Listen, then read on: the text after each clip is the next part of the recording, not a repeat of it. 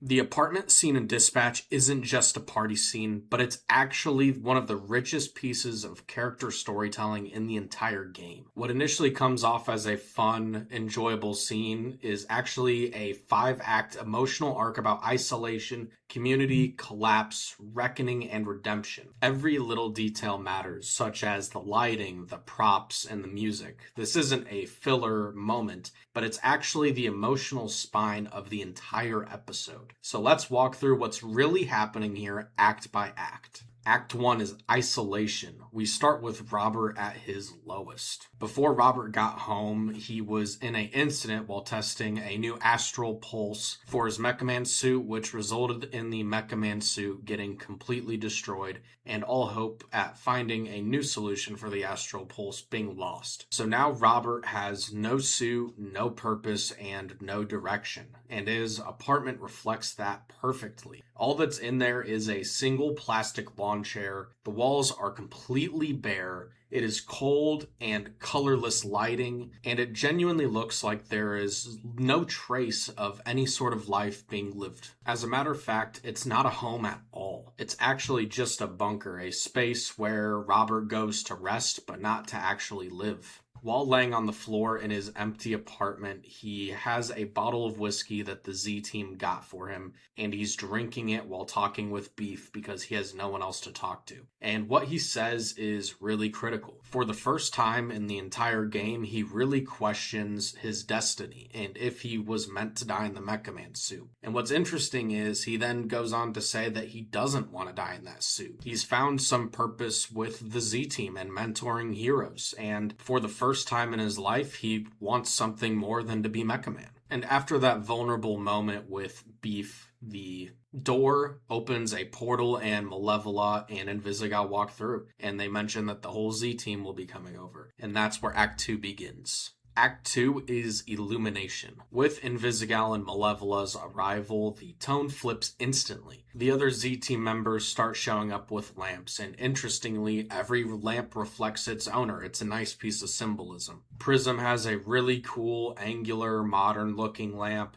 Waterboy brings in a lava lamp, and Golem brings in a salt lamp. The whole Z team is symbolically bringing light, warmth, and color into Robert's life and apartment, which have both been painfully empty and honestly lifeless. And as all those lamps turn on, they quite literally bring the apartment to life. The apartment shifts from sterile white to warm home lighting. And that all leads to Robert's world and not just his space beginning to light up and change. Soon after, Blazer and Chase show up carrying a couch, more so Blazer than Chase, but it's a funny visual, but it also says a lot. In the comics, Blazer talked about wanting to just sit on the couch with whoever she's with and wanting that comfort and stability in a home. So bringing one to Robert isn't as random as it initially would seem. She sees how empty his apartment is and tries to give him something she wishes she had more in her life. And that is a place that feels lived in,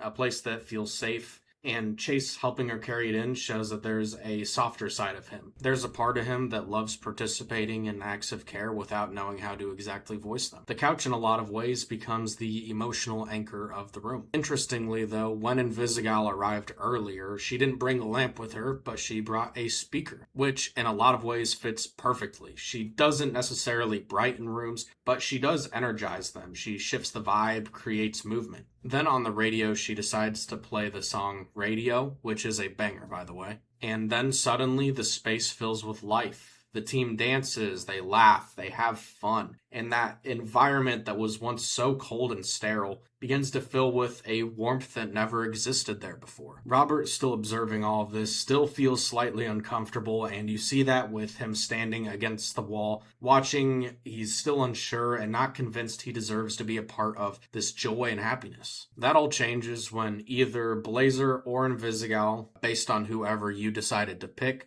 pulls him into the moment with them. And as they start dancing with Robert, you see him for the first time in the game where his face actually really lights up and honestly seems happy. Act 2 ends in joy, and then Act 3 will go on to destroy it. Act 3 is the collapse. Once the team locates the real astral pulse, the warmth in the room fractures. Invisigal is the first to jump in and wants to go tonight. But this isn't her talking strategy, it's actually guilt. Invisigal has a lot of pent-up guilt because she's the one who planted the bomb on Mecha Man's suit and led to it getting destroyed. She's the reason the original Astral Pulse is currently missing. And she's also the reason that Robert has spent months building prototypes that never work. And earlier that day, she was standing right there watching the newest prototype blow up the suit and nearly watching him die. And she's tired of seeing Robert put himself at risk trying to fix the mistake that she made. So when she insists that they should go tonight, what she's really saying is, let me fix the thing that I broke. Please don't make me sit in this guilt any longer. But Blazer steps in and tells her no. And it's not to shame her or even to undermine her. It's because the team is drunk, unprepared, and not thinking clearly. It is the right call, but it's the call that Invisigal cannot emotionally handle right now. To her, it sounds like judgment. It sounds like confirmation that she's the problem. Chase sees this spiral happen in real time. The way her posture tightens, the way she hides herself, and the way that guilt turns into defensiveness. And then something finally snaps inside Chase too. He slams down his beer bottle and snaps. Word, or has it got too many fucking syllables for you? Why don't you go walk your ass around a mall, Grandpa? Heroes are talking. You are no fucking hero. Whoa, hey! She named you Invisigal, you named yourself Invisibitch, and you had it fucking right. Chase, you're drunk. You need to stop talking. You want to get people hurt, get people fucking killed, then you need to go back to the team where you belong. Hey, everybody just calm down. This is crazy. She thinks she's like you, but she's not. Robert doesn't need to keep going out there with no powers, putting his life on the line to make up for assholes like you. He doesn't need to be Mecha Man to be a hero. You playing them, you playing yourself. You think you're invisible, but I fucking see you. You don't know anything about me. I know you're a liar, criminal. I know you're fucking dangerous. What else do I need to know? That line really devastates her. He's literally calling out her power because she's invisible. He's calling her out emotionally because of the guilt she's been running from since the bomb. Psychologically, he's naming the scared version of her that she refuses to acknowledge. And thematically, Dispatch is about being seen underneath the mask, and she is not ready for that. And with that, Invisigal breaks. She then turns invisible because she can't bear being seen right now. And then she hits him, not because he's wrong, but because he's right. And then she runs, because staying in that room would mean facing everything she's been avoiding since the explosion. And that warmth from the lights and the music and the couch collapses entirely. And that's not because of the lights, it's because of the truth. Act 4 is reflection.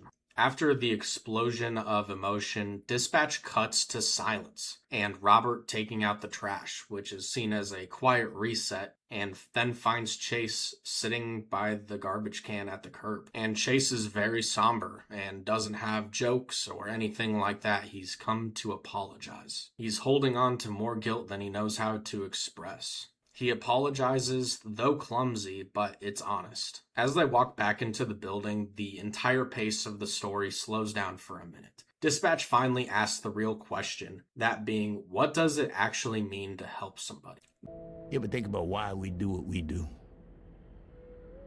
Help people. Put it all on the line for someone who won't ever know your name, won't send you a thank you card, won't be at your bedside when you get hurt. Honestly, I don't know. Just makes me feel good, I guess.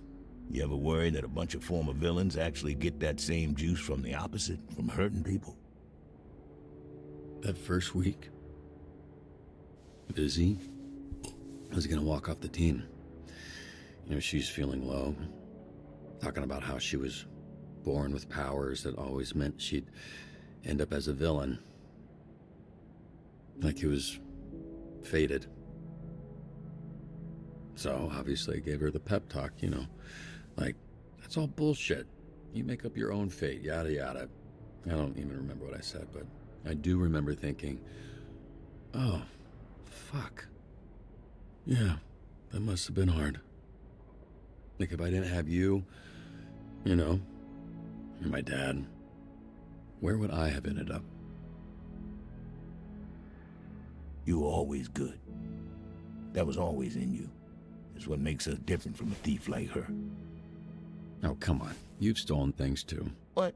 You racist motherfucker, I never stole a fucking thing in my entire fucking life. Chase, you've literally stolen things from me. Oh yeah, but that doesn't count. That was for somebody else. What, you quietly contemplating? Yeah, I guess I hadn't considered some things. But I think the answers are out there, if you just listen to the wind. What I think is excellent and honestly superb about that scene is that Chase comes to terms with the mistake that he's made.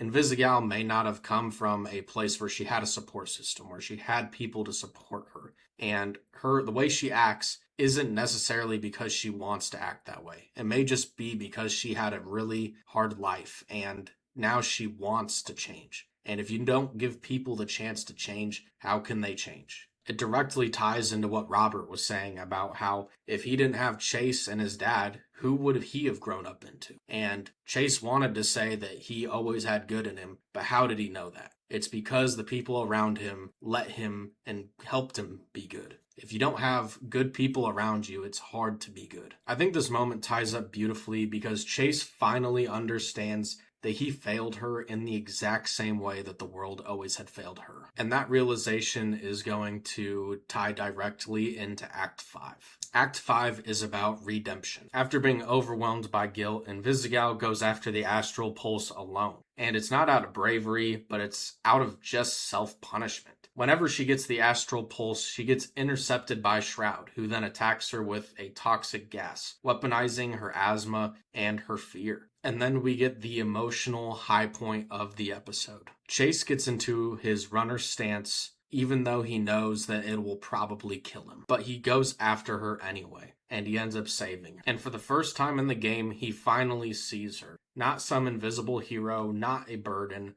but the person underneath all the panic and guilt. And Act 5 is short, but it lands because everything leading up to it finally makes sense. This isn't just a rescue. It's a rebirth for Chase, for Invisigal, and for Robert at times, who finally understands what it means to be part of something bigger than himself. I love how Dispatch hides its best storytelling moments like this, in a quiet, messy, human moment. And if you want more deep dives like this, you know what to do. Thank you for watching this video, and I will see you in the last episode of my Dispatch miniseries.